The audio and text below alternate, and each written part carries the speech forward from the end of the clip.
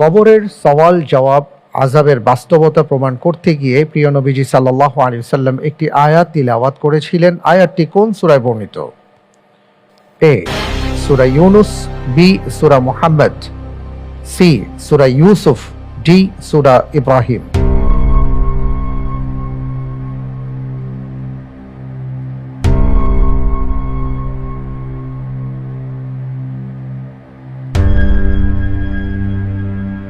আলহামদুলিল্লাহ, আমি অপশন হিসেবে বেছে নিচ্ছি এ সূরা ইউনুস।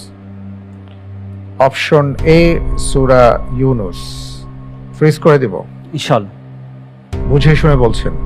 আসলে মনে নেই তো মনে যদি না থাকে তাহলে আপনার সামনে দুটো অপশন আছে, সেই অপশন পাশ কাটিয়ে আপনি নিজের ভেতর থেকে আসছে, আপনি সূরা ইউনুস বলছেন।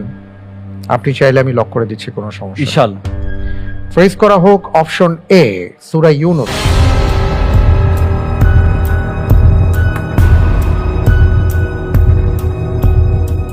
আপনি যে উত্তরটি দিয়েছেন আপনার উত্তরটি সঠিক হয়নি। আলহামদুলিল্লাহ আলা কুল্লি হাল। সঠিক উত্তর ছিল অপশন ডি সূরা ইব্রাহিম।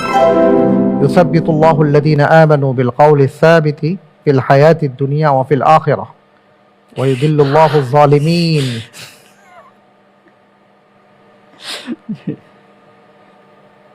18 নম্বর পৃষ্ঠার 13 নম্বর পারার শুরুর আয়াত। জি জি। বারা ইবনে আযিব রাদিয়াল্লাহু তাআলা আনহু বলেছেন যে রাসূল সাল্লাল্লাহু আলাইহি ওয়াসাল্লাম আমাদেরকে জানিয়েছেন, কবরে মুসলিমকে যখন প্রশ্ন করা হবে তখন সে সাক্ষ্য দিবে লা ইলাহা ইল্লাল্লাহ ওয়া আন্না মুহাম্মাদান আবদুহু ওয়া রাসূলুহু বা মুহাম্মাদুর রাসূলুল্লাহ। আল্লাহর বাণীতে এই প্রতিটি ইঙ্গিত করা হয়েছে।